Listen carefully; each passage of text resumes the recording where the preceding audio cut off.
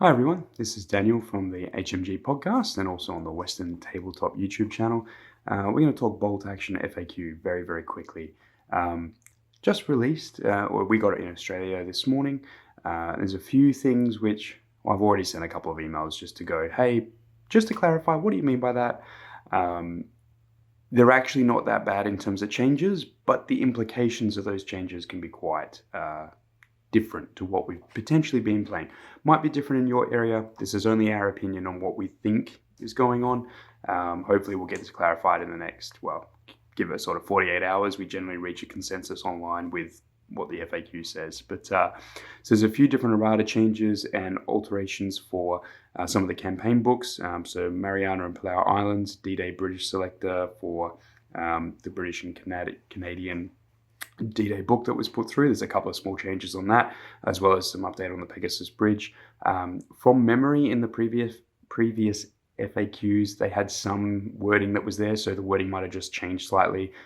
Not really large changes there. Same with clarification on when you use the bombs for partisans on terrain units. Snipers and hidden, which I didn't think was an FAQ, because hidden is just a modifier of your cover cover modifier. Snipers ignore cover, but now it's in the FAQs. There's no more arguments around it. They definitely will ignore hidden. Hidden in the game doesn't necessarily mean invisible in real life. Jewel in the Sun and Empire in Flames got a quick update on a couple of very small selections. We also had some small errata changes for the Renault R35 and the MMG becoming coaxial and a slight point reduction, but only applicable in certain spaces. Clarification that medium autocannons don't exist, which they didn't, but they're to be treated as heavy autocannons, so nice little bonus for those. The introduction of the E77 mechanized flamethrower, which is an M5A1 variant, and Polish motorbikes being able to take a BAR selection within their squads, giving them a little bit more of a firepower boost, which is great. Then we'll get to some of the FAQ questions. So some of them are quite straightforward, they're good for the game and everything like that. One of them being clarification on sectors. Sectors is a battle scenario. It's just located within the attacker-defender section of the rulebook. So any clarifications on things like forward deployments and rules like that, which talk about a specific type, you have to treat it as a battle scenario. That's actually, I think, from what we've been playing, fairly standard because you didn't have a declared attacker or defender in those spaces. Flamethrowers versus buildings. This is one that previously I would have ruled differently. But so if a flamethrower now attacks a building or a unit in a building more specifically and misses, you still roll to see if you set the building on fire. Previously, I'd ruled it as you need to be able to hit just to keep it simple because you're missing, therefore you don't get any of the benefit. However, it was very well pointed out at one of the local forums I was talking with. You have to roll for the fuel anyway, so why shouldn't you roll for that flamer also hurting the building? I don't know if that's what prompted these changes, but I actually in agreement. So I think that's fair. It makes sense. So so even if you don't hit the unit on the inside, there's the potential still to damage the building or target an empty building, it would now seem, which great, fantastic. Heavy artillery no longer need a tow to come onto the board on that first move. They're actually giving a free 6-inch move that you normally wouldn't be allowed to take for heavy guns. Now, they've said heavy guns. The assumption right now is that it does mean heavy anti-tank, heavy artillery, howitzers, and super heavy anti-tank guns. Debatable yet. That's got to come through and be clarified a bit more, I think, because gun isn't actually a type. It talks about a broad category of types. But the assumption would be anything that wasn't able to come on in that move, you can now come on. That seems to be where they're going with that. It does mean that the horse and the mule tows that people would use for sort of 15, 20 points, largely irrelevant unless you're building for theme. So we're sort of putting a stopgap in place there. But if that's what gets the game moving and allows people to just bring what they want, that's not really a bad change.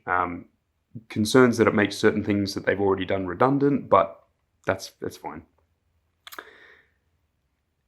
And then we get to the one that's probably, I jumped at immediately going, oh, that's a bit odd. And that's, you can now, according to the FAQ currently, pending any further feedback, you can now put a Recce vehicle on ambush and still use the escape reaction. Now, I know in some places they were playing it like that anyway because the vehicle hadn't taken an action, which is the terminology they use. We played it as if you have an order dice assigned to that vehicle, regardless of what that order dice is, you have stated an intent to take the action, and therefore you've lost the opportunity to use Recce. Now, I know the community's been sort of back and forth about this, which is probably why it's come up, I guess, but they've ruled that you can take the escape reaction from ambush. I don't actually necessarily have a problem with that if that's the way they want to run it. It harkens back to the version 1 ambush where you can basically assign the order dice for free, and it's a delaying action because there's no opportunity cost for doing that. You can still use your escape reaction, you can still choose a fire order, you can basically do everything that you were able to. All you've done is change the odds in the bag and change what's potentially going to happen on the board, but none of it is to your disadvantage. So there's an element of that which can get gamey if you have multiple Recce vehicles all at once. But the implication is that when you finish a Recce escape move from an ambush, you have your dice as a advance or a run order as appropriate, instead of finishing the escape move on a down order. Now, that could simply be a mistake when they wrote it up and they actually went, oh no, it should be a down, we'll just jump in and change that, in which case all of this goes away. But if it isn't, and it's actually an advance or a run order, the implication there is that you can position your vehicle on ambush and do whatever, and that's fine.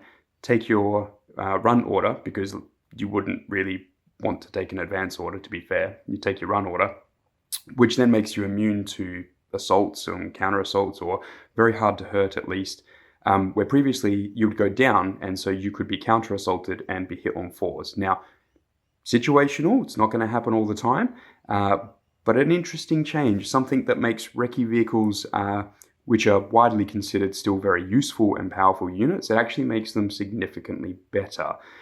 So don't be surprised to see the return of stacks of Pumas or stacks of universal carriers with Recce and things like that. All those sorts of things sometimes they're prominent. Now they're going to become more prominent. I can just see, for example, Chaffies with Recce becoming a very, very competitive unit selection for that space, because you can delay on the armored vehicle for the dice ordering and force your opponent to do something that you can then react to, of course, because you're on ambush. And if they do something you don't like, you can just take the escape reaction. So previously, before this change in our scene, the way that we played it is you wouldn't have any of those things, because the opportunity cost is you lose Recce because you're giving them the ambush order. So your ambush order is the primary driver to go, I either want to fire and wait for someone to come out so I can get that good shot, but I don't want to activate that yet. It wasn't also to represent the down order to run away. It gets complicated because vehicles can't voluntarily take a down order. So why are you allowed to voluntarily take a down order off ambush?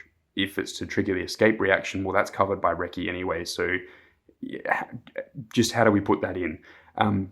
Not for me to solve, and I don't actually care which way it goes. There's just implications of what it does. So for the guys in Perth, I'm watching this very, very closely to find out what we're going to do. I'm not going to reject the FAQ stuff because I don't work and operate that way, but we need to understand what those implications are. So as that unfolds, I'm sure that we'll have a bit of a quick update, or it might be in the next podcast episode. There'll be a lot of talk online between now and then. I expect there'll be a few responses to emails that have been shot off to go, but what does that actually mean? And look, I appreciate Warlord is going through the effort of actually trying to answer the questions that are coming through, and I don't for a second doubt or challenge any of their authority over rules or the way that they should play the game. At the end of the day, if I'm running an event or if I'm playing at home, I can change any of those rules. It's not a big deal. But as an event organizer, I like to be able to go, this is the way that we play it, and it aligns to what the rules say or are supported by.